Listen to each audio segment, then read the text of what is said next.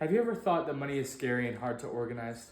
Well, I'm here to tell you that it isn't. It's relatively simple and anyone can do it. Growing up, money used to be a topic that would scare me. I didn't know how to organize it or track what I had spent. Now I have a system that gives me complete control over my money. In this presentation, we will talk about opening a bank account, separating your money, and paying off debt in 10 easy steps. This is something that applies to everyone and can be used at any point in your life. It's never too late to take control of your money. So for step one, it's opening a bank account. It's relatively easy. You can pick a bank anywhere near you. All you really have to do is call and schedule an appointment. When you get there, they'll pretty much make you sign paperwork and they'll talk about the terms and conditions. And then they'll usually make you download like a website or download an app or like use a website so you can create an account. And then you'll receive a debit card within 1 to 2 weeks. For step two, it's just separating your money. It's pretty easy. It takes like 10 minutes. All you have to do is open these sub accounts within your bank account. I have one for checkings for my spending money. I have one for tithe for my donation money, savings for my saving money, and Christmas for my Christmas money. So you can pretty much open a sub account for anything you want.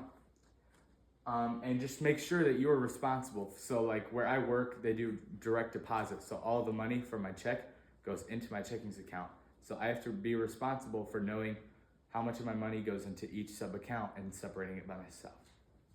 All right, for step three, it would just be defining your goals. Defining what you want to achieve and imagining what it will be like when you achieve your goals. This will give you some sort of like a peace of mind pretty much and make you feel more in control of your money and like you can do this. For step four, it would be practice tracking your spending. I would recommend writing down all your purchases in a month. Just writing it down and writing down how much it costs. And this will just make you feel more in control pretty much. For step five, this one's very important. It's setting up an emergency fund. So basically you would like to have 3 to 6 months of living expenses in your emergency fund. And let's be honest, life happens and you're gonna have to use it at some point. But make sure that when you do, you replenish it because you can't just rely on it because it will run out eventually. And make sure this is a separate account from your savings because your savings are something that you wanna save up for a car or a house or something to pay in cash. I mean, college, stuff like that. And your emergency savings are if something dire happens, like you get in a car accident and stuff like that. For step six, it's learning how to pay off debt. This one's pretty involved. There are many different strategies. One strategy that I think is pretty easy to understand is the debt snowball. It's basically where you organize all of your debts from smallest to largest. You pay minimum payments on all your debts except for your smallest one. For your smallest one, you want to throw in all the extra money that you can.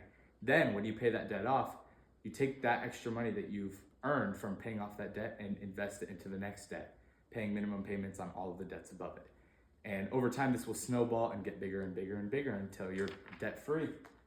From Ramsey Solutions, as you knock out your debts one by one, the amount of money you have to throw at the rest of your debt grows, kind of like a snowball rolling down a hill, hence the name. And the excitement you get from paying off your smallest debt super quick will motivate you to keep plowing through your debt all the way to that debt-free finish line. Now, one thing about this is that if you've ever read a Dave Ramsey book, he makes it seem like it's really easy when it's actually a lot of hard work. But it's actually very simple, and if you lock in, you can achieve it. For step 7, it would be the use of a credit card and a credit score. So basically, I would say that if you have a credit card, you only want to use it when you have money to back up your spending. You don't want to go over, and you don't want to accumulate credit card debt.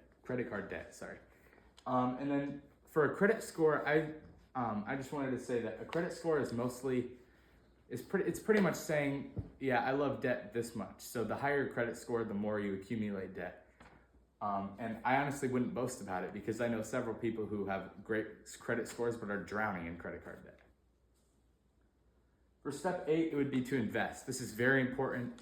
And for young people like myself, we should invest into stocks a lot because we have the opportunity to take risks. And for older people, you would want to invest more in bonds and things that take less risks.